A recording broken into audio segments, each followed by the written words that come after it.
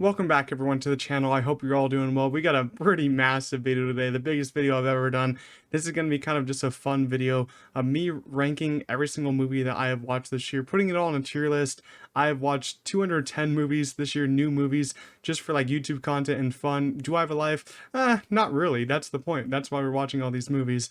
But some are good, some are bad, some are amazing. That's going to be the fun of it. We're just going to go on this journey together, grab a snack. This is going to be like over an hour long video. Going to be a fun watch. You can just listen to it in the background if you want, but let's get right to the tier list. All right, I put myself down in this little small corner so you guys could see the tier list a little bit. I still wanted to be in the video so you guys could see me a little bit, but I had to really make myself really small. I don't even know if you're going to be able to see the whole tier list at this point, but yeah, we have over 200, we have 210 movies to rank, and I'm not really going to rank them all. I'm just going to put them all in the tier list in their categories, because if I tried to rank them all, I would be here all day. I would be here for like 4 hours, but we're going to talk about each movie for like maybe 15 seconds max, 30 seconds max if I really like it a lot, because we got to get the ball rolling a little bit. So first up on our list of 210 movies, yes, I made this whole tier list. It took me forever. It's going to be, so make sure to leave a like, please. This took me forever to make. Leave a like, subscribe to the channel. Thank you.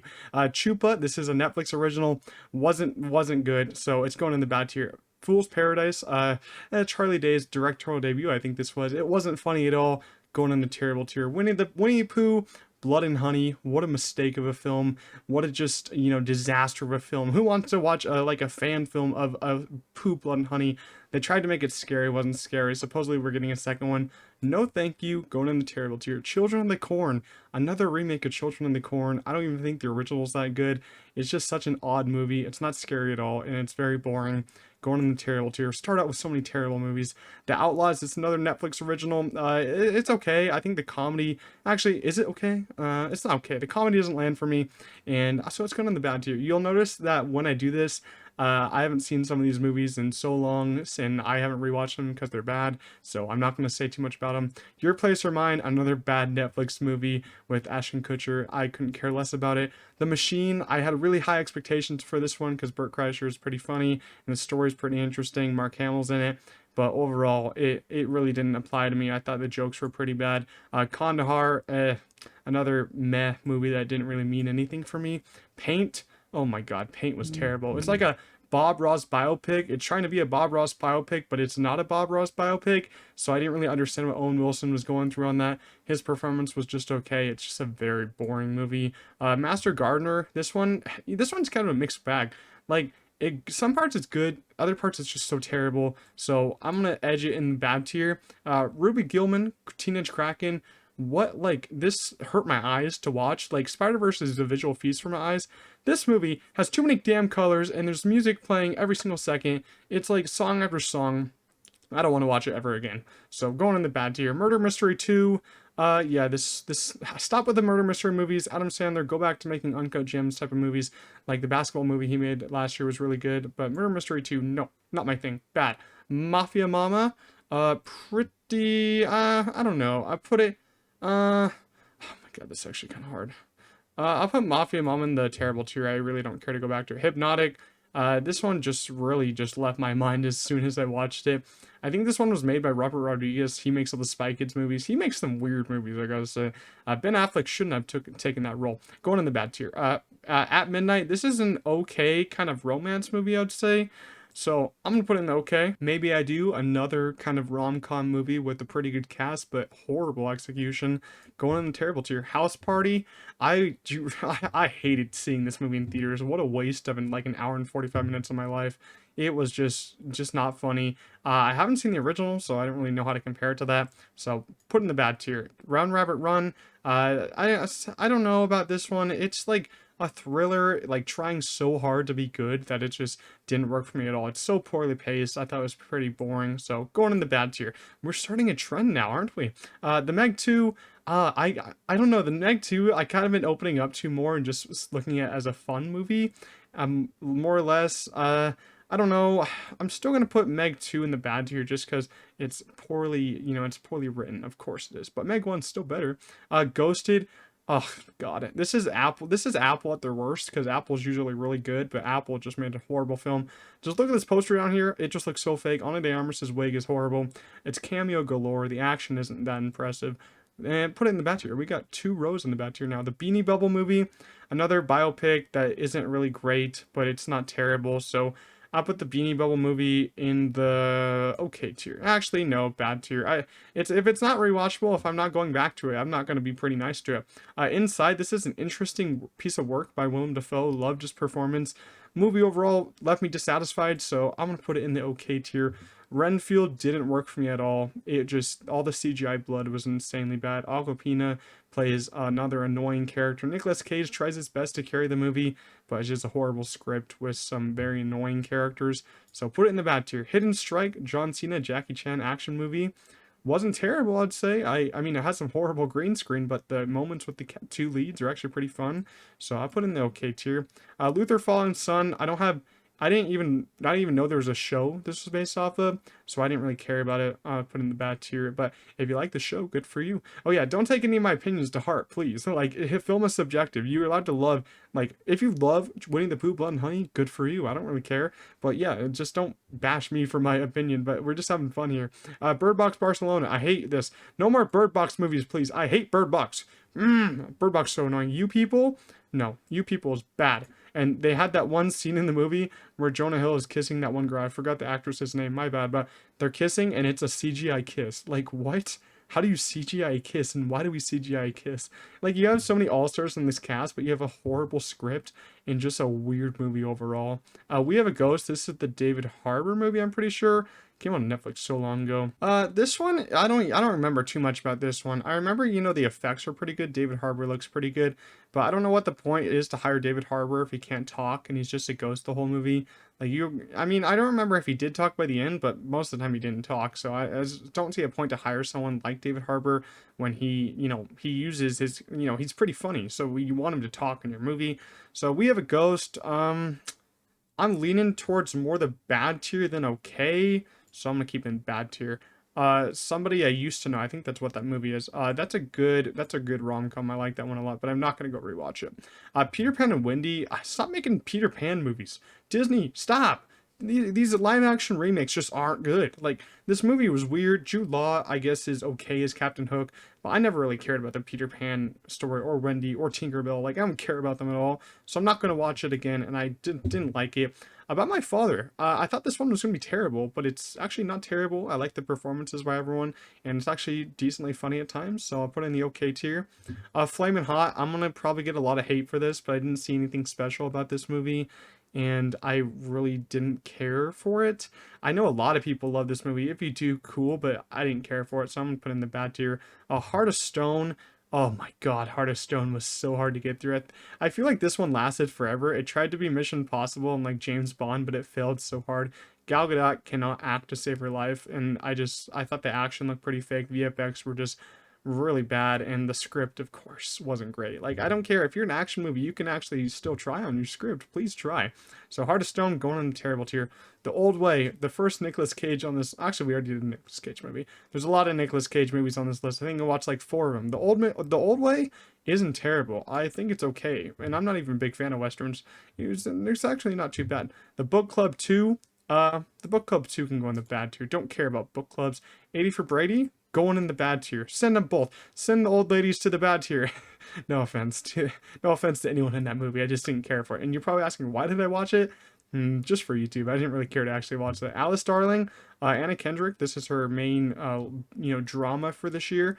It wasn't terrible, but it wasn't great. So I'm going to put that in the okay tier.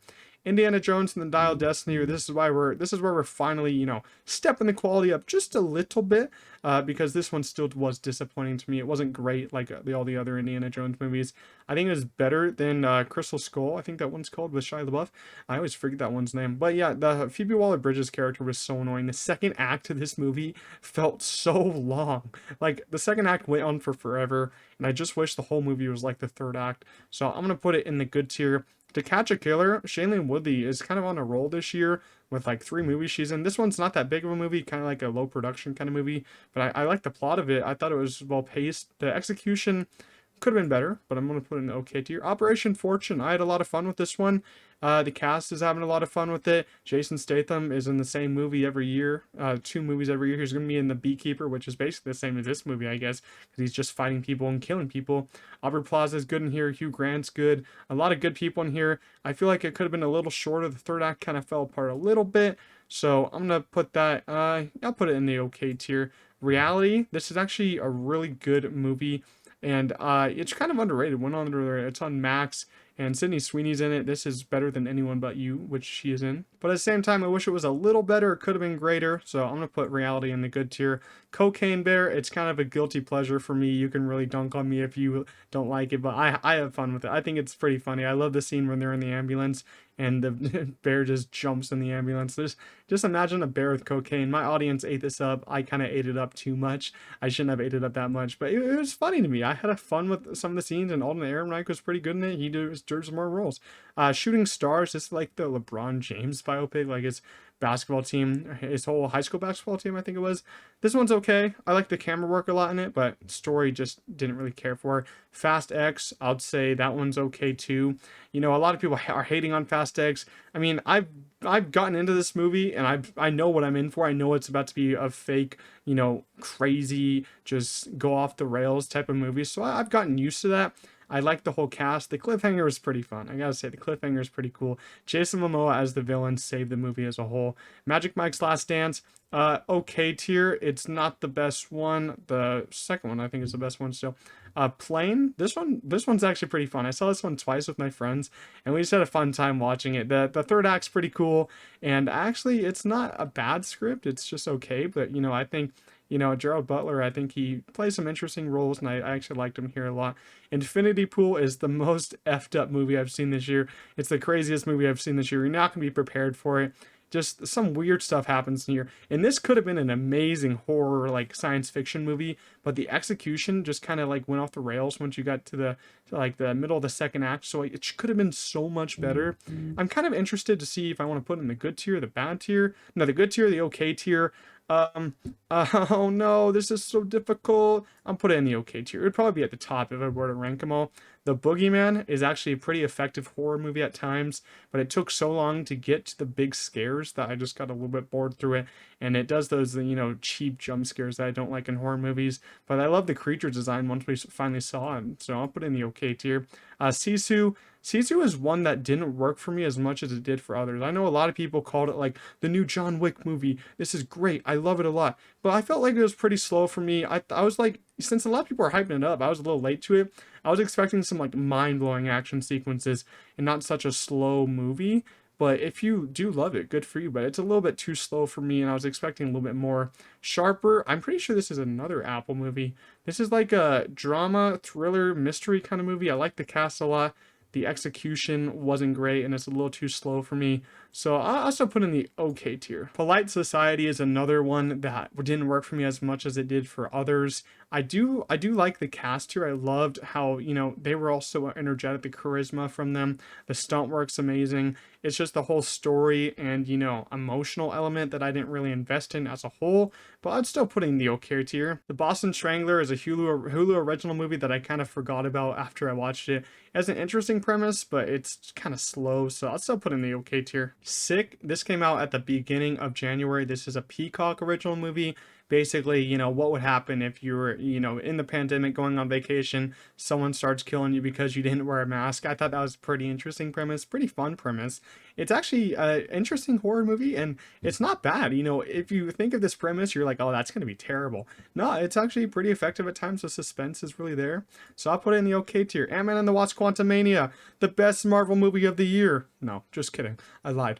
It's pretty bad. Quantumania, like the more you think about it, it's horrible. Jonathan Majors situation's out of hand, and we didn't really have to talk about that movie anymore. The visual elements are just so disgusting. Like, let's just use the volume for every single scene in this movie. It'll just look great. No, volume looks terrible. Give your VFX artist more time to work on the movie and you'll have a greater movie. The plot's stupid. Like, they just introduced this guy with holes and they're like making hole jokes. Like, I don't need that. I don't need that in my movie. I'm not a child. The MCU movies don't have to be for children. Like, actually put some good writing into your movies, and Peyton Reed needs stop giving Peyton Reed the damn direction. No one wants to see Peyton Reed direct the damn movie. The Pope's Exorcist, actually a pretty fun horror movie, and I don't know, I just liked it a lot. I like the effects too. White Man Can't Jump. I've never actually seen the original. I should probably watch it.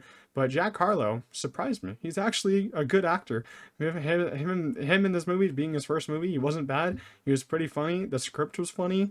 It's a pretty fast movie, only like an hour and a half. I had fun with it. As a basketball fan, I feel like other basketball fans will like it. It's an easy watch. Going in the OK tier. Champions, another basketball movie with Woody Harrelson. This one was actually decent also. It could have been a little bit shorter. It could have been a little faster paced. Script could have been a little bit cleaner. But I love the cast. I thought they all looked like they were having a great time. So I'm put it in the OK tier with White Man Can't Jump. Big George Foreman. I kind of forgot about this one. I didn't really, care about it too much. So bad tier or the OK tier? That's the question here. I'd probably put Big George Foreman in the bad tier. I'm not really caring about it anymore. Haunted Mansion. Haunted Mansion never works. I mean, this one's not bad, but Haunted Mansion is just, such a one-dimensional kind of like movie or story. And the first Haunted Mansion with Eddie Murphy doesn't work for me. This one didn't work for me as much. But since you have Lakeith Stanfield, Danny DeVito in here, it actually works a little bit more. Rosario Dawson too. The cast is what kind of carries this movie, not the story. That's what I'll say. The cast and their acting efforts and playing off of each other in comedic ways, that worked for me more than anything in the movie. So I'll still put in the OK tier, but it's probably like pretty down there. Jesus Revolution, don't really care much about this. I like the cast, so I'll still put in the OK tier because I remember, not hating it. Last Voyage of Demeter, though, was one that also disappointed me. I wanted this one to be a little bit better. It's a very slow movie, not a lot of kills. You don't even see the, Dracula kind of, guy until the very end do stuff. They're really relying on suspense, but it didn't work too much, so I'll put in the bad tier. Somewhere in Queens is actually very good. I like this story a lot. If you haven't seen it, I think it's on Hulu. Not too sure because they're always moving it around because I'm not sure who owns it. But I'll put in the OK tier. I actually think that one was pretty decent. Insidious: The Red Door, another disappointing horror movie this year. I really wanted this one to be good, but it's really all build up and no kind of execution. Like the end of the movie should have been, better. The scare elements didn't work for me. It's a lot of cheap jump scares. Patrick Wilson directed this, and I think the direction here is good. It's where the issues for me lie are the script and the scares, except one scene where it's Patrick Wilson in, it's one of those machines. I forgot the machine, what it's called, but it scans your brain and all that when he's in one of those machines. That was a very good scare. I like that a lot. So, but I'm still putting the bad tier. Shotgun Wedding. Shotgun Wedding is not, it's not good. The two leads, they try their best, but at the same time, they're just trying to go for a funny action movie when it's not funny. It's not funny at all. Don't even try. Love Again. I'm actually not sure what I thought about Love Again. I kind of forgot about it. But I kind of remember, thinking it's decent. It's a decent rom-com, decent type of movie. So I'll put it in the OK tier. The Mother. No. No. I don't want to watch The Mother. I don't like The Mother. I feel like it's just Netflix trying to go for, make another Extraction type movie, but make it with the girl. And I'm all for a female, strong protagonist. I've seen many of those movies, but if you do it with a bad script, you're not going to get a good movie, good product out of it. So, I mean, your action can't carry you through the movie. And The Mother, it doesn't have that great of action, so it can't carry it anymore. 65, Adam Driver's worst movie of the year. And Ariana Greenblatt actually gives a good performance considering she doesn't really talk English throughout most of this movie. And Adam Driver has to teach her. This could have been great. Like a dinosaur movie with Adam Driver. Come on. This could have been cool. But most of it's just really slow, them just walking around, not really fighting too much. And the beginning tries to make you care about Adam Driver and his like family and him leaving them, but it doesn't really affect anyone. I don't really care about it. So The Mother is going in the bad tier. Asteroid City. We're getting to some great movies. Finally. God, I just talked about so many bad movies. Asteroid City is one of Wes Anderson's best movies in my eyes. The production design, the costume design, the casting of this. You have a great cast here.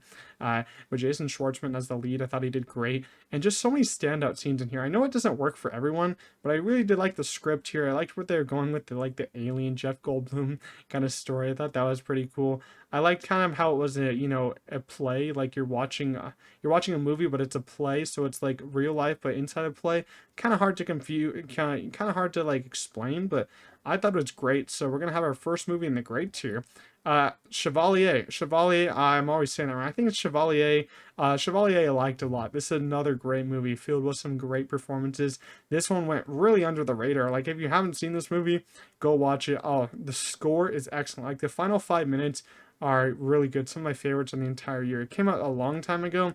No one watched it, but I was very lucky to see that one in theaters. I like that one a lot. Suzume, I always could forget kind of what this is about because it's a little overstuffed for me, but the animation is great. It came from the same director who directed Your Name. I always forget his name, but this isn't as good as Your Name. It, features some interesting elements, a great, an interesting story, but I feel like, as I said, it's a little overstuffed, but I love the side characters. I love the animation here, so I'll still put it in the great tier. Rye Lane, this is probably the most underrated kind of like romantic comedy. I wouldn't know. I don't know if I'd say it's romantic comedy.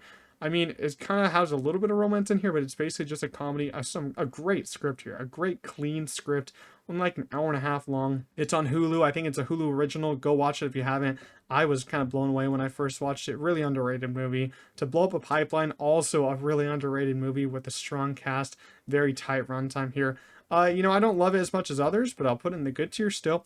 Extraction 2. This one I'm so high on. Like when I watched this for the first time, I wish I could have saw it in theaters because it's so good.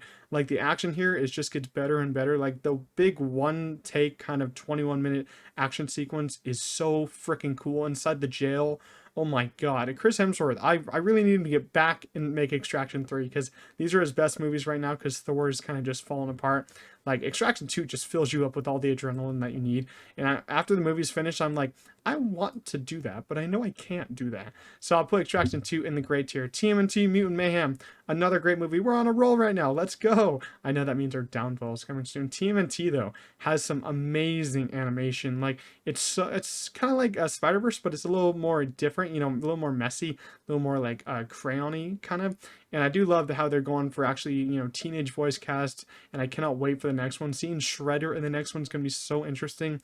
I like Superfly a lot. I wasn't a big fan of, the other secondary villains. And now we have a huge cast. I don't know what's really going on with that. They're in school now.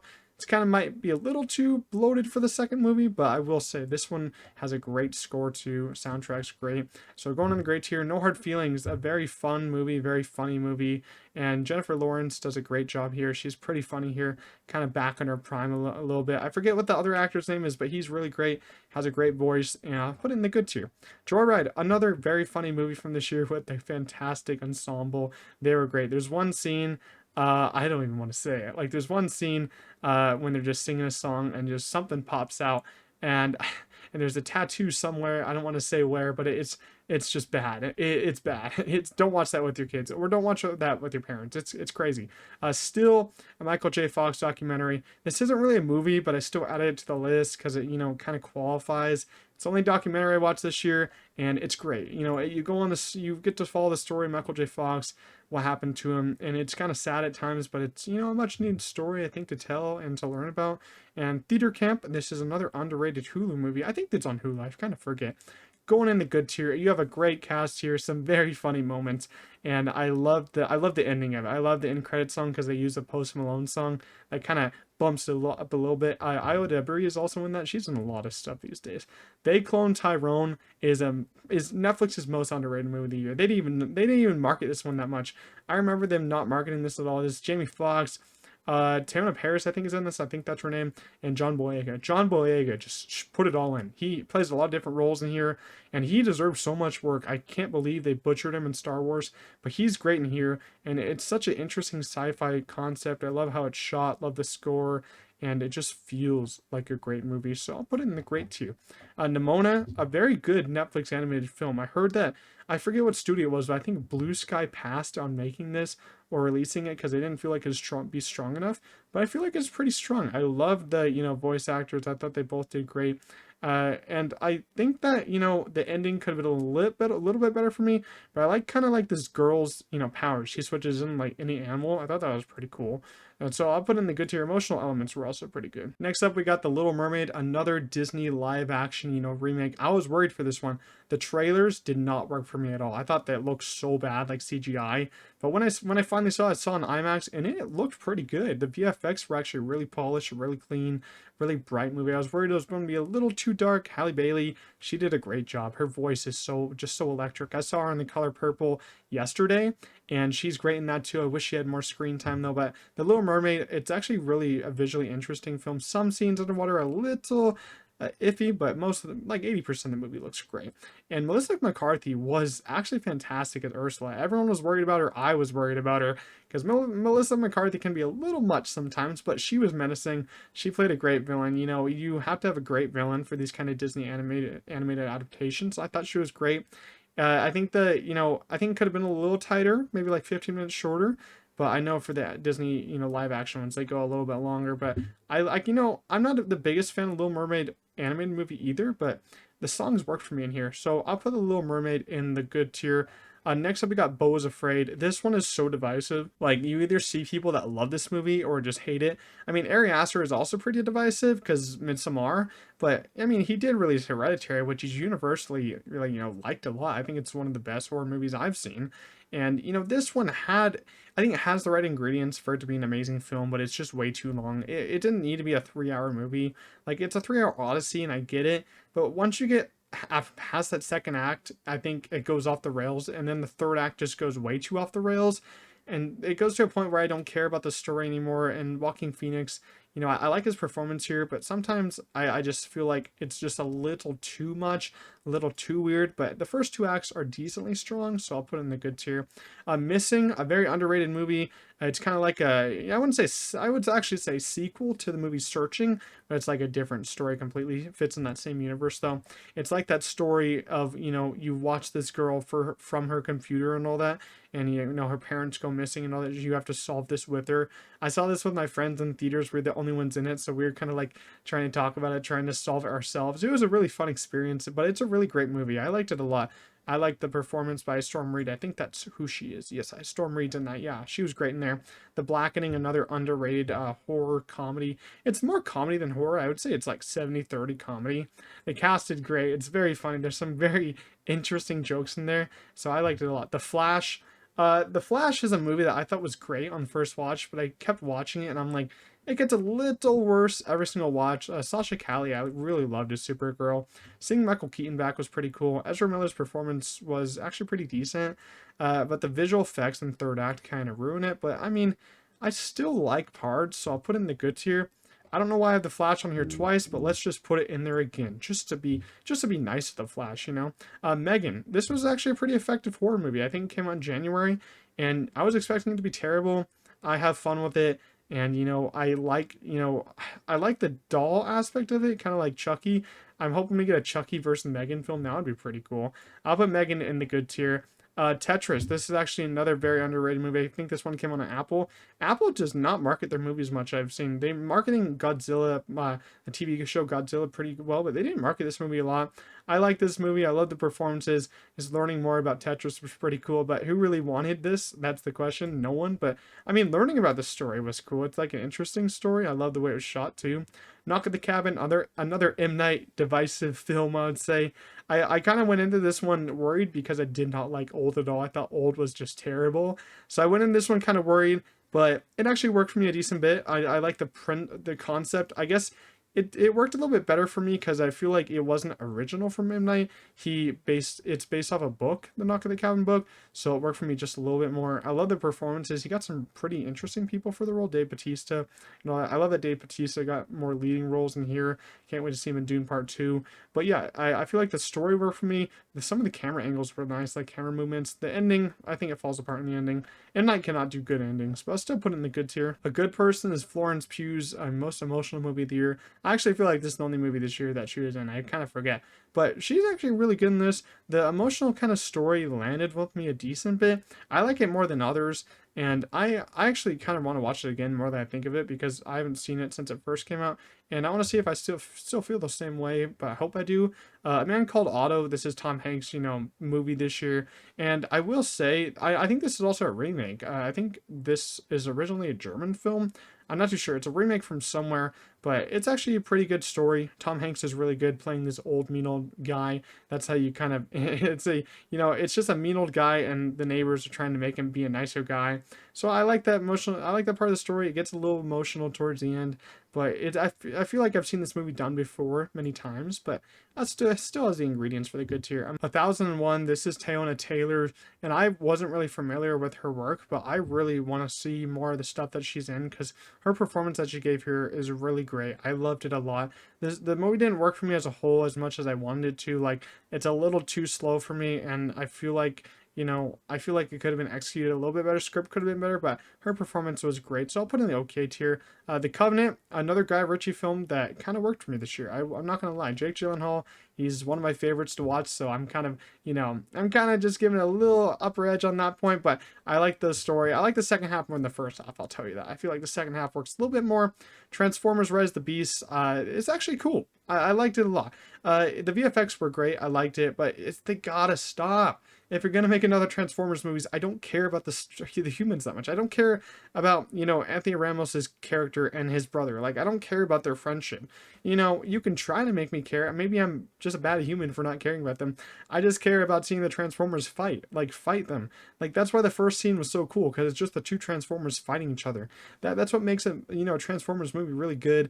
But Bumblebee, it probably has one of his best scenes of all time in this movie when he comes back in the third act. It's a really cool scene. I like it. So I'll put it in the good tier. Super Mario Bros. I played Super Mario when I was a child so much, just my childhood.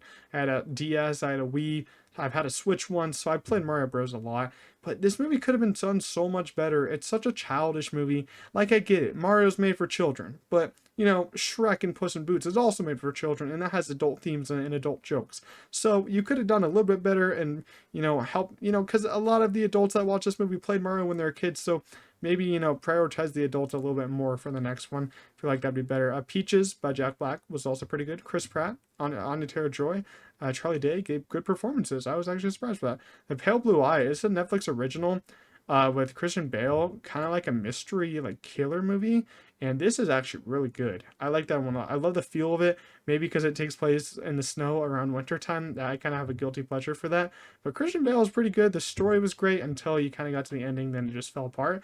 Shazam! Fury of the Gods. I don't know. I kind of think this one's decent. A lot of people hate it, but I think it's decent. I'm not the biggest fan of the lead. I can hardly remember his name. That just shows you he's not that big of an actor, even though he thinks he is. Rachel Zegler is probably my favorite part of this movie, and I do like all the team together, all the action moments. They're pretty cool. It's a little too long for me, and the post-credit scenes mean nothing now. So cool. Guardians of the Galaxy Volume 3. It's almost the best comic book movie of the year. Just saying goodbye to these characters was an epic journey. James Gunn's swan song, the perfect soundtrack for this movie. The best visual effects I've seen in a Marvel movie in so damn long. Like, I haven't seen visual effects like this in a Marvel movie in ages, because they just look so flawless. Adam Warlock was a pretty cool character. Such an emotional ending with Dog Days Are Over. The hallway fight, insane. Going in the amazing tier. Oppenheimer. What else do I gotta say? It's Oppenheimer. This is Christopher Nolan's magnum opus, one of his best movies of all time, basically his biggest movie of all time. Cillian Murphy needs the Oscar, and the soundtrack, the cinematography, the directing all should win Oscars. Blown away by this movie. It's a 3-hour biopic, but you just can't leave your seat once because you're so intent on watching it. Theater experience was one of my favorites. I saw it 5 times in IMAX. Seen it at home many times. I was going in amazing tier, of course. John Wick Chapter 4. What do I gotta say? It's a perfect action movie in my opinion. My new favorite action movie. Keanu Reeves. Let's look how much he's put into this movie. Look how much work he's put in this movie. He's probably so tired. Like, I feel for this man. It started as a low-budget indie action movie, and now it's a big blockbuster, big-budget action movie. The cinematography, the color usage is just insane. You have 3 main action sequences that all last 30 minutes or more. him falling down the stairs at the end still cracks me up a lot. It's one of the best movies of the year, going in the amazing tier. Spider-Man Across the Spider-Verse, another amazing movie. What are we doing here? How many amazing movies do we got in a row here? It's the best animated movie of all time in my eyes. The animation just is a feast for your eyes. The cliffhanger just got me so giddy in my seat to see, the Into the Spider-Verse team come back. Prowler, Miles, we're going to have a Miles versus Miles story in the next one. And, the Spot is even more powerful than ever. We're going to see what happens with Spider-Man 2099. Are Miles and Gwen going to get together in the next one? Who the hell knows? There's so much going to happen in Beyond the Spider-Verse. Who knows we're going to get it? Hopefully by 2026. I don't know. They should just give their animators some, more decent time to work on it. Going in the amazing year. Past Lives, one of the most emotional movies of the year. I was moved by this. Celine Song's directorial debut. Can you believe that? How is this Celine Song's directorial debut? I couldn't believe that for a second, but it is, and she does great. The whole trio of cast here is great. Very emotional story that I said. It's about, love, compatibility, future and love, future and past relationships, all that. Going in the amazing tier, Talk to Me. Talk to Me is the best horror movie of the year. I was simply blown away by this. The Rocka YouTube brothers made this. How do you YouTubers make a movie this good? YouTubers made the best horror movie of the year. That's surprising, but good for them. There's this montage scene in this movie is great. I was blown away by the montage scene, so I'll put it in the great tier. All right, I think we're almost halfway done. Mission Impossible: Dead Reckoning Part 1. Not as good as Fallout, but still such an entertaining, amazing movie. Tom Cruise just has it every single time. We're going to have to wait for the next one for so long because they haven't finished it, but I really need that next one right now. Pom Klementieff was such a great supporter performance in the movie. She played like a mime, villain. And Haley Atwell, a great addition. Ilsa Faust, she's not dead yet. I don't believe it. The whole train action sequences in the third act was mind-blowing. I love the train sequence. Some of their best that they've ever had in the franchise. Put that in the amazing tier. Next up, we got Barbie. I love Barbie a lot. I love it. Margot Robbie, great performance. Ryan Gosling stole the movie for me. That's only because he's my favorite actor, so I love him a lot. The I'm Just Ken performance deserves to win an Oscar. That's part of my favorite scene in the movie. I love that scene. I thought the plotline was pretty good. It could have been an easy 10 out of 10 for me if you didn't have, the real world stuff. I thought that stuff really took the film down for me. Greta Gerwig serves some great direction in here and her biggest blockbuster to date. So put in the amazing tier. Next up, we got Air. Air is another great biopic this year. Ben Affleck is just doing great directing his own movies. Starring in him also, Matt Damon was an excellent lead here. It's not, you don't even get to see Michael Jordan's face, but that's not what the movie is about. It's about his mom, just the shoe itself, and the comedy is very funny. There's some scenes in here that just made me die of laughter. So I'll put Air in the great tier. Next up we got Scream 6. Oh man, talking about Scream just hurts. After the news about Scream 7, it hurts to talk about this movie. Scream 6, though, it's really great. I think that they just got better and better after Scream 5. Sadly, we're not going to get Scream 6.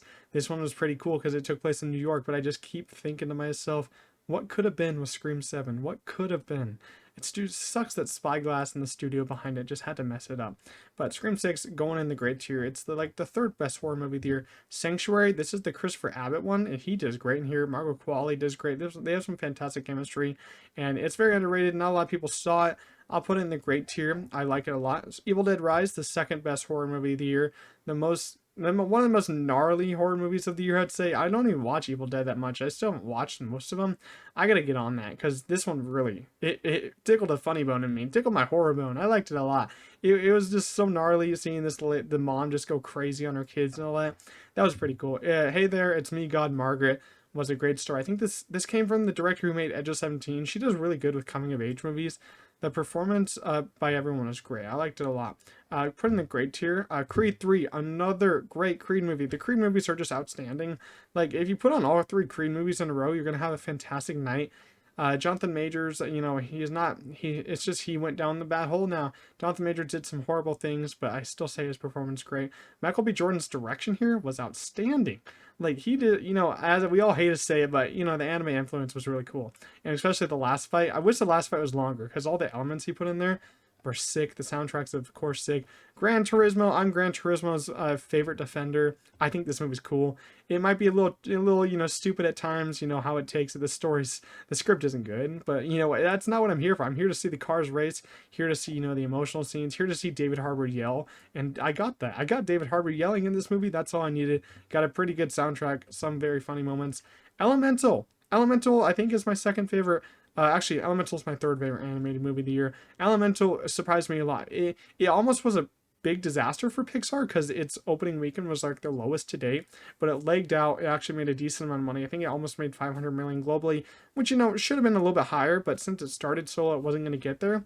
I just loved it. I love the romantic element that Pixar went for. There's like their first full romantic movie. I guess you could say WALL-E is too, but I will say this is their first full romantic movie. Voice cast is great. The animation looks so cool. Just love seeing fire and water mixed. I love seeing the jokes of people be like, "This is just Fire and Boy and Lava Girl. They're copying cool math games," and maybe they are, but it's still great. BlackBerry. Who knew we need the movie about the BlackBerry phone, the biopic? It's great. Glenn Howerton, if this was a weaker year, he would be up for contention for, Oscar nomination because he's so great in here. He's an evil mastermind, but he's funny in all the scenes. But he's great. Dungeons and Dragons, another surprise film. Who knew that this one was going to be so good?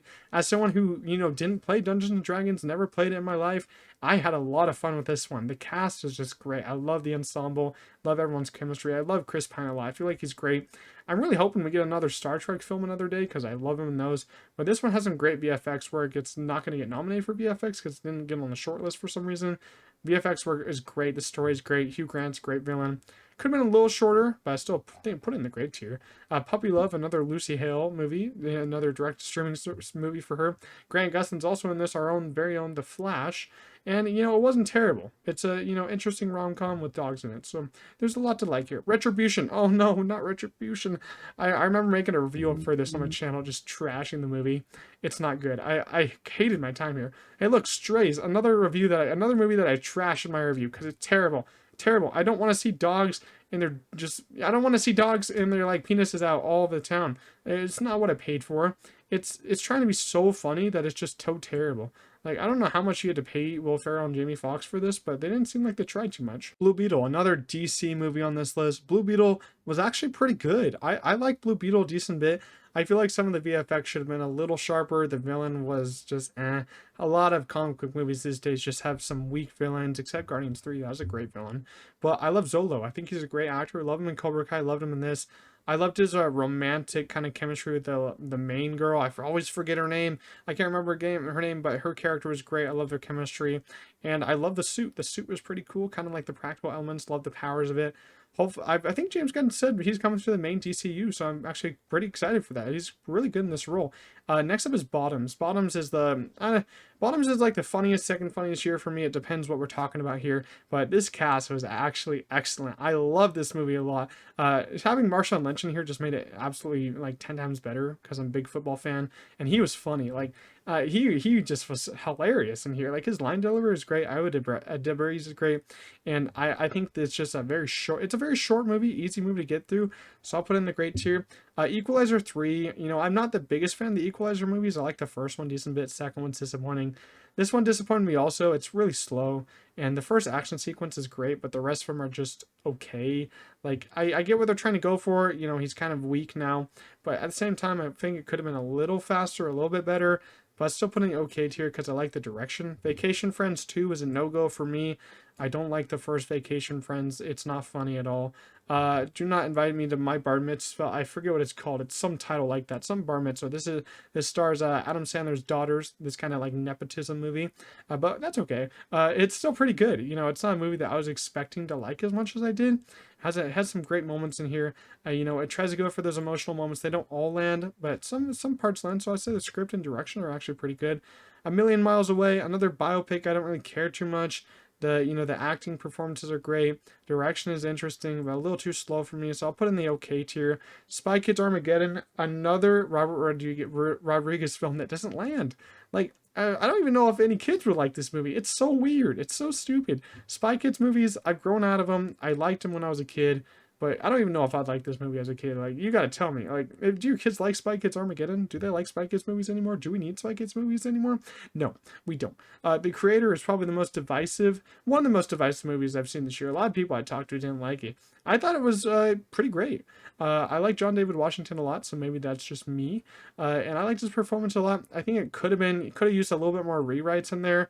The direction was great. The VFX were great, and the cinematography were great. I like the score too. I like the ending a lot more than others, but yeah, I think it needed a couple more rewrites. but I still put in the great tier. All Fun and Games is like a direct to streaming, digital kind of horror movie. The cast here is it's good. It's filled with not any scary moments. The script is quite weird, but that's my fault for kind of watching it, I'd say. It's edging in the terrible tier, but I'll put it in the bad tier. Floor and Son, a surprise movie from Apple. I think they bought this from a film festival. I liked it a decent bit. I feel like you guys should go check it out. It's pretty underrated. Don't want to give too much away, but there's not really any spoilers. But I went to a blind, so I think you guys should go into a blind. Expendables 4, right? Expendables 4. I think this is God. Oh my God, this movie was a nightmare. I'm not. I kind of like the Expendable movies. I like the one with Antonio Banderas. I thought that was pretty funny. But this one was terrible. Like you hardly got any of the main cast back because I guess like some of them are fighting with each other behind the scenes. But like you got so many new cast members. It's not great. The green screen. Some of the green screen is like the worst I've seen in a movie this year. Like it looked really bad. The script wasn't great. But I mean, you could say it. You're not supposed to go into this movie with a great script, but I thought the script was better in the other ones. That's what I'll say. No One Will Save You. A great original like horror science fiction movie. I was kind of blown away by this one when I first watched it, and it's pretty short too. It just flew by. Some of the effects are great. I think the ending could have been a little better. The ending was a little bit disappointing for me, but I was still sticking in the good tier.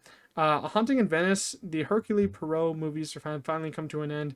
I don't think any of them are that good. None of them are like bad for me. It's just so average. Like this franchise is the most average franchise I've ever seen in my life. And I don't know. I feel like the direction's good, but just the story is so boring. Made me almost fall asleep because the cinematography was so relaxing. Jules, a weird alien movie with a weird design for an alien. I mean, I get what they were trying to go for. I didn't really care for it that much. I put it, I don't know. I put it in the low okay. It can stick there. Dumb Money.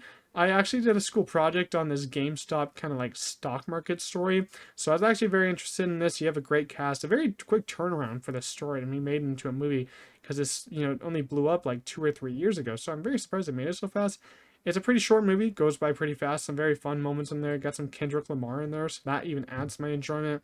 And I liked it a lot, so I'll put it in the good tier. It can stay somewhere in there. Love at First Sight, another okay Netflix romantic comedy with the two really good leads that I liked, so I'll put that one in the okay tier also. Shortcomings, a more aggressive romantic comedy, I would say. Some of the scenes in here are just fight after fight after fight, but some scenes are pretty romantic at times, so I'll put it in the okay tier. I like the direction. Cobweb, another pretty effective horror movie that I actually liked a lot. I don't think the ending's that great. A lot of horror movies have trouble with their endings, but I like the creature design of this one. I thought she looked pretty cool. And Anthony Starr's in this one. I like him a lot from The Boys. So I'll put it in the okay tier. I feel like it fits right in there. You Hurt My Feelings, another A24 film from this year that didn't land for me on all cylinders, but I didn't hate it. I thought it was like right in there in the middle. I love Julia Louis-Dreyfus's performance here. I kind of like the script a decent bit, but I feel like it could have been so much better emotional wise. So I'll put it in the okay tier. The Pod Generation, what a weird movie this was. It's a weird movie. I don't even want to talk about it. It's just about like having babies through pods. Like, you don't actually get pregnant. You can't get your baby from the pod. They grow in the pod. Like, what? What is that? What do you mean? Why are you going to pods? It doesn't make any sense. The Nun 2, it's a big improvement over the Nun 1. It's not anything great, though. The Conjuring universe still needs a little bit more help in that territory. I like the cast. I think they all were, the stories were all upgraded. The script was upgraded. The scares were upgraded. I like the third act. First and second act were a little bit slow. Picks it back up in the third act, so it gets a little bit better there. Anatomy of a Fall is a really great courtroom drama. It's a kind of like a foreign film half and half, I would say. It's on Vudu right now, digital. So if you haven't seen it, I'd actually really recommend picking it up. And yeah, a great script, very tight script.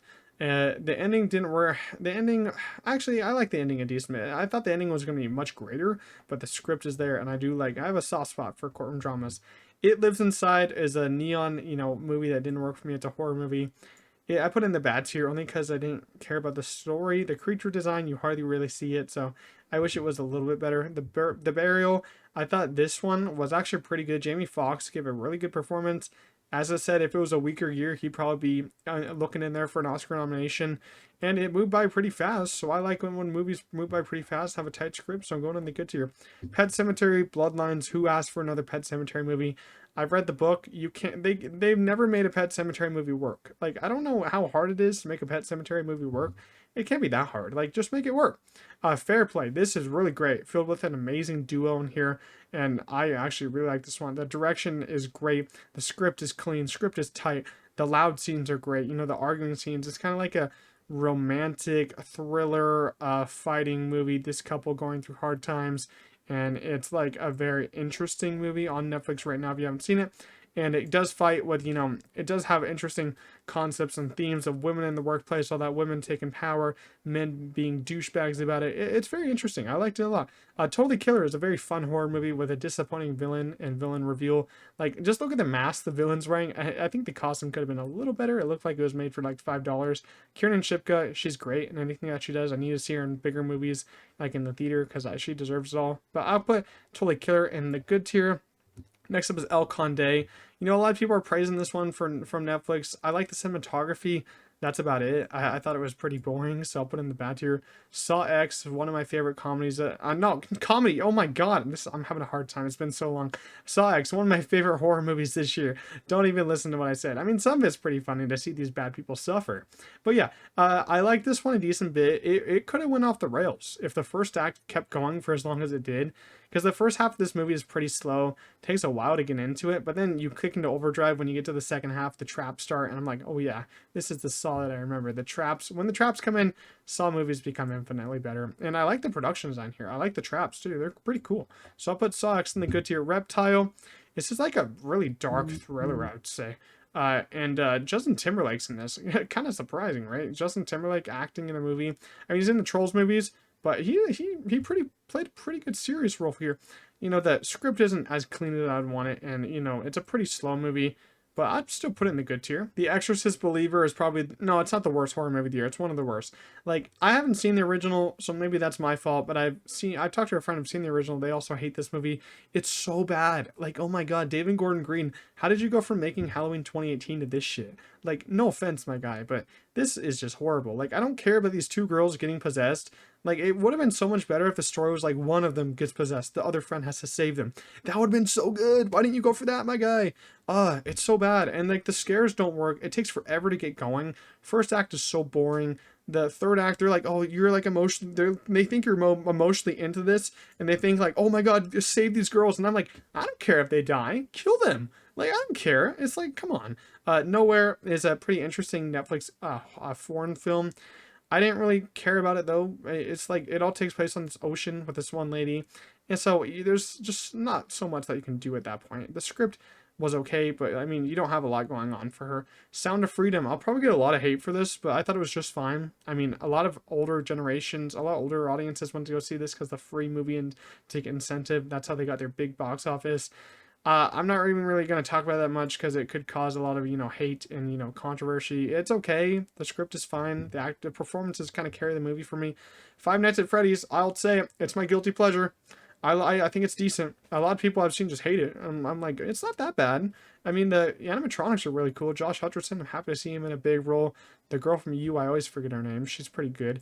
And I like the little girl in here. I thought her performance was pretty good. Hopefully they can step it up script-wise for the second one, make it a little bit more scarier and less fan service. That would be a little bit better.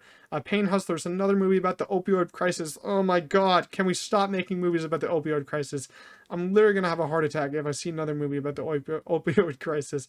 And you're getting Chris Evans for this. Like, why? Why does Chris Evans have to be in, like, so many bad movies? Like, get a better agent, man. Where's the Knives Out Chris Evans? I need him back. Going in the bad tier. And Dix the Musical. Oh, my God. Dix the Musical annoyed me a lot. If you like Dix the Musical, you got... I don't know how you... I guess you don't get headaches because that movie gave me a headache. It was just too much. Way too much. Way too much. Killers of the Flower Moon, one of the most, you know, dense films of the year. I think it is the most dense film. You know, it's tragic seeing the Osage murders being realized on screen, but I feel like it's a very great learning experience for everyone because they didn't teach me about that in school. Lily Gladstone gave one of my favorite performances of the year. The direction by Scorsese is great. man's getting he's getting so old, but like, and no offense to him, he's getting old, but he just keeps going. He keeps giving us banger after banger. The Irishman was pretty good, but it's too long. This one, they could have got 5 minutes, but I don't know where you would have done it, but it's still amazing. I love it a lot. The Royal Hotel, I think, is the most underrated movie of the year, I will say. Not a lot of people saw this. No one I talked to knows about this movie. Filled with some great performances, and it's actually a very tense, tense movie. It's kind of like just a thriller. There's like no big plot to it. It's just a thriller of these two girls working at a Australian, bar, and they just go on a really risky adventure, I would say. Check it out if you haven't seen it. But I was going in the grade tier. Old Dads, another Netflix comedy that didn't work for me at all. I forget where I put this. I'm putting in the terrible tier. Oh, the last Zodiac Night movie. Oh my god, it was so bad. I'm pretty sure this is like based off a. Oh no, I don't even want to say. I'm gonna get roasted if I don't know. It's based off like an animated show or something, or an anime, something like that. But this was terrible. The visual effects were like out of like a PS2 game. It was so bad. I was just laughing at the movie the whole time. Slaughterhouse. It tried its best to be a fun horror movie, but it got to a point where it's a little too fake for me. Like, I get it, you can't get a real sloth to do all these weird things, but it felt a little fan filmish at some points. Freelance, another just dumbed down movie with two great actors that are just not being utilized to their full strength. Put in the terrible tier. Good Burger, it's TikTok the film, I would say. I didn't even like Good Burger 1, to be honest with you, but the Good Burger 2 is just like an hour and a half TikTok. That's what I said for my Letterboxd review. That's my most liked Letterboxd review. It's pretty funny. Put in the terrible tier. Saltburn. I've seen this one. It's become divisive. It's like, I don't know. A lot of people don't like it. It's very stylistic, I would say, so that's why I love it a lot. I love the direction here by Emerald Fennell. I mean, her films, sometimes they go off the rails a little bit. I feel like this one does too, but I feel like it's a little more tame. The ending scene is definitely not tame. I feel like that's where it goes off the rails just a little bit. Still loved it a lot. Barry Keoghan, I thought he's great. He's a great leading guy, and he needs more roles. And Jake Valordi is also great, but I just love his cinematography and score, so keep that in the amazing tier. This is that Dashing Through the Snow movie on Disney Plus. Forgot about it. Forgot about it in like the 2 days after I saw it. It's just some of their Christmas movies they make every year are just so bad. Napoleon didn't work for me at all. I mean, it worked for me at some spots, so I'll put in the okay tier. But it's just kind of funny when when this movie is funny. It's funny how Joaquin Phoenix is going so serious, but it's kind of like one of the funniest movies of the year. Like, you have some really funny moments, because some of the cuts in this movie and what they cut to are just it's a little weird. Leo, it's a movie I was expecting the worst from, and it was actually not bad. It was okay. Adam Sandler's got a great voice. He was singing some of those scenes, and the animation, isn't anything top tier, but the story, it's pretty cute. It's a cute movie. Xmas. Xmas is going in the bad tier. I mean, it's okay, but it felt like it's a Freevee original, but it felt like a Hallmark movie. Please Don't Destroy movie. Yeah, let's go in the bad tier. It started out pretty good, but it went on for way too long, and the jokes they couldn't stop, making the jokes go on for so long. Like, I get it, it's a joke. You can move on to the next one. You don't have to keep going with the same punchline every 5 minutes. Next up is Wish, a disappointing animated Disney movie. Like, Disney is struggling with animation right now. Like, this one, I'm not gonna say, I don't want to be rude. I thought the animators did great, but it felt really cheap. The animation felt really cheap. If that's what they're going for, good for them. But I didn't like the kind of animation that they're going for when we have movies like Spider-Verse and Amona coming out, Boy and the Heron.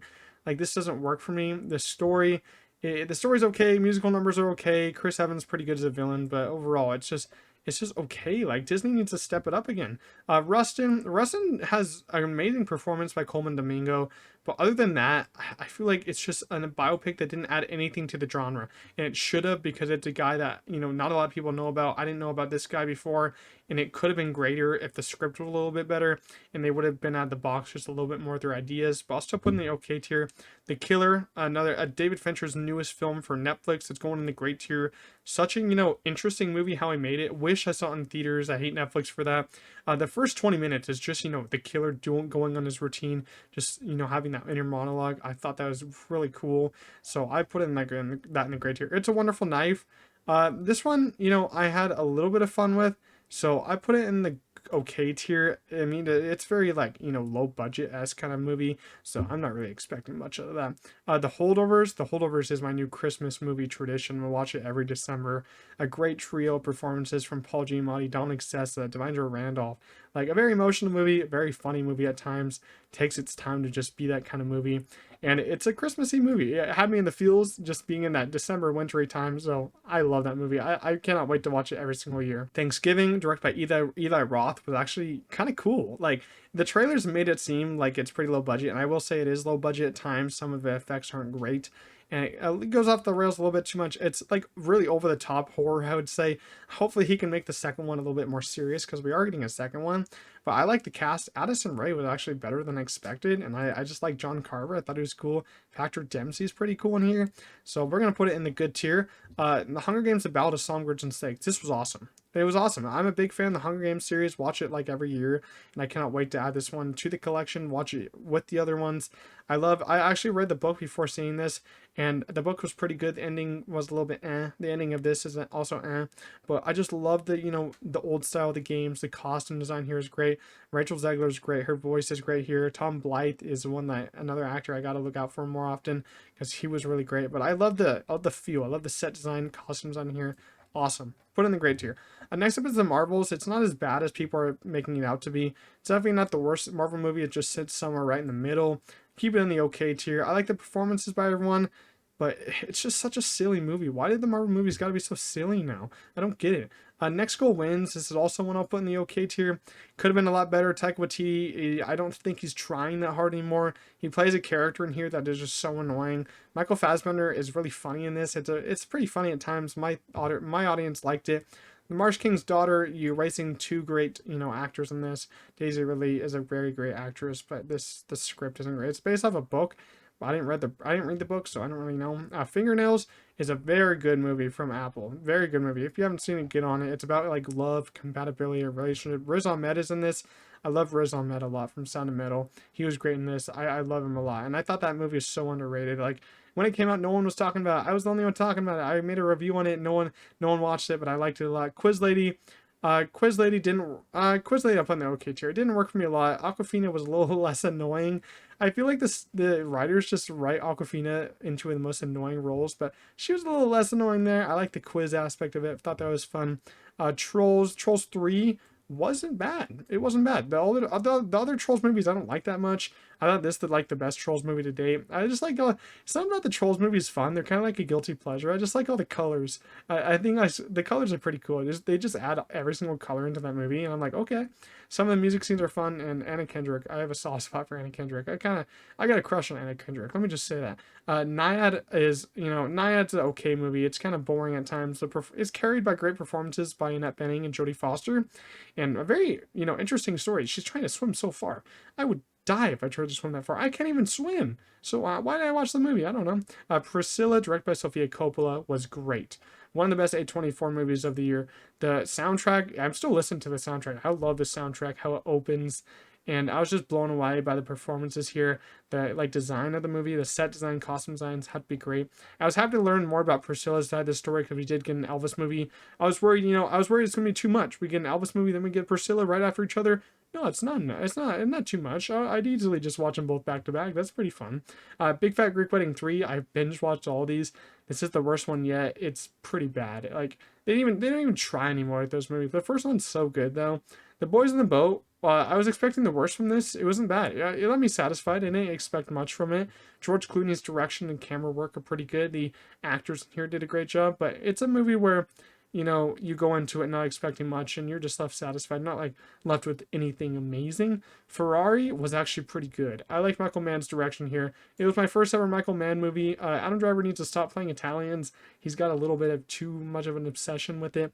Penelope Cruz is great. She's kind of terrifying in this role. Shailene Woodley, happy to see her in a big movie like this. There's one crash scene that just made me speechless. Like, I gasped out loud because it was crazy, and it was good. The Color Purple, another pretty good movie. I went in this one not really wanting to see it, because I didn't see the original. Not the biggest fan of musicals. This one's musical elements are great, and the performances are all great by the three trio in this movie. I like Coleman and Domingo a lot in this one. I loved how this one was directed. It was directed flawlessly with some great set designs in here. It could have been a little bit shorter. It was 2 hours and 20 minutes. I feel like you could have had a really great 2-hour movie somewhere in here, But yeah, I'll put it in the good tier. I think it's gonna miss Best Picture though. I'm kind of worried about that. Rebel Moon Part 1, it's going in the bad tier. A lot of people are hating on me for not liking the movie. Like, if you like the movie, fine. Like, you don't have to hate me for not liking it. I like the trailer a lot. Watch my trailer reaction for it. I was excited to see this movie, but it's just Zack Snyder trying to make trying to make a Star Wars Dune story, but it's very boring and the script is bad. The characters you don't care for. VFX is choppy. It all just doesn't work. I don't know how part 2 is going to be any better. Aquaman 2 is edging into that okay tier. It's filled with some interesting moments. They kind of ruined Black Manta for me. Black Manta didn't get to kill Aquaman's baby? Are you serious? Am I bad for wanting him to kill Aquaman's baby? Maybe, but you mean you gotta have some stakes in there. You gotta have a menacing villain in there somewhere. Like, I don't know. You gotta have Black Manta do something. He got his ass beat in every single scene, and it's just filled with so many jokes. It's like, it's filled with so many pee jokes from him or baby. I wanted his baby dead. No offense. Like, you don't have to show the baby peeing on you all the time. It didn't work for me that much. Poor Things is my favorite movie of the year. You'll see my top 10 movies of the year video on the channel if you go look. But Poor Things is my favorite movie of the year. It's definitely made for me. I love the weird stylistic elements that are put in there. Yorgos Lanthimos is becoming one of my favorite directors. I just love how he approaches into making a weird film. And Emma Stone deserves to win leading actress. If she loses, we all riot. We all just storm the streets. You know, don't let it down. There's a lot of sex in this movie. If you hate sex, you know, don't watch it. But if you don't hate sex, watch it, I guess. Sex is normal. Should be in the movie. It's so funny. Mark Ruffalo is just hilarious in this movie. It really did move along pretty fast. I think the pacing was perfect. It could have lost me in that third act, but I feel like it grabbed me back in. I loved it. The Iron Claw is, you know, a very surprising movie of the year. It's A24's best movie of the year, in my opinion, and it's probably the most emotional movie of the year. It just wrecked me. Like, you have that final scene in the movie, it will wreck you. It will make anyone shed a single tear. It's sad. Zac Efron gives his best performance to date, and he deserves to get an Oscar nomination. I'll say this, he deserves to get an Oscar nomination for that. He was so damn good. Migration is another Illumination movie that feels exactly the same as all their others. I said this in my review. Migration, Illumination is a money laundering studio. I swear they make the same movie every single time, except for like Despicable Me and the Sing movies. All their other movies are exactly the same. It's not, I mean, it's not bad. They're all just average. Like, I don't know what's going on in that studio. Maestro is a very good, it's a pretty good movie by Bradley Cooper. I loved his direction, loved his acting, but it was very slow. I will say that. It's like a very dialogue-heavy film like Tar. I hated Tar. Maestro I liked a little bit more because Bradley Cooper seemed to put more style into this. And he has one big scene at the Ely Cathedral that was just breathtaking. Like, if you would have ended it there, I think the movie would have been more amazing. Like, it was very slow towards the end of the movie. I was like, could we just go on a little bit faster here? Anyone But You, I was put in the okay tier. It's almost as bad as the trailers, I would say. It's really weak, and you have two big stars in here, but it's not that funny. Oh, Gate is also in this from the show Dave on Hulu, if you've ever seen that. Gate is so funny in this. He's the funniest part of the movie. May December, also very surprising movie, one of the best of the year. Filled with some great performances. Charles Melton really went from Riverdale to May December. Todd Haynes, great direction here. It's a tragic, you know, hard story to watch because it, you know, it's a very awkward story to learn about. It's very good. Natalie Portman has one big monologue by the end that is just crazy. I loved it. Merry Little Batman, it's okay. Another okay animated film that didn't do much for me, but it also isn't terrible. Leave the World Behind is it's another okay movie. I liked what they were going with it. It's a little long, but the ending kind of just, the ending, oh my god, the ending was terrible. I did not like the ending. Chicken Run 2, not as good as the first one, but still has that amazing stop motion kind of claymation. Great voice cast here. But it could have been, you know, better. The plot wasn't as great. Wonka surprised the heck out of me. Probably one of the most surprising movies of the year. It's great. Timothée Chalamet plays a great Willy Wonka. The musical scenes are great. Only one song didn't work for me, was that Scrub Scrub song. Some of you like that scene, but that's the one song that didn't work for me. Once you put on Pure Imagination, I'm in it. And once they had it on by the end, I was in it. And it's a very funny movie at times, but I love Timothée Chalamet. I think he's like such a great actor, man. He picks some great roles too. I can't wait to see him in Dune Part 2. Eileen didn't work for me. It's another thriller that just doesn't land anywhere. The Boy and the Heron is Hayao Miyazaki's newest film, and this one is tragic. It's a very sad story, I'd say. and I love the animation here. I feel like this animation is some of the best of the year. It's my second favorite animated film of the year. I was kind of blown away with the journey that you go on with this character, Mahito, and it's an interesting kind of odyssey for him. Goes into so many different worlds, meets so many different characters. I haven't had the chance to go watch it again, but I really do want to because it's just such a visual movie. The ending kind of got me, tearing up just a little bit, but that's what happens with Miyazaki. His films are just so moving, and I love them. Family Plan was better than I expected. I was expecting the worst out of a Mark Wahlberg kind of like family action movie. The first half was really good. The second half, it just turned into a generic movie. I'd say that American Fiction is a new comedy film, a satire.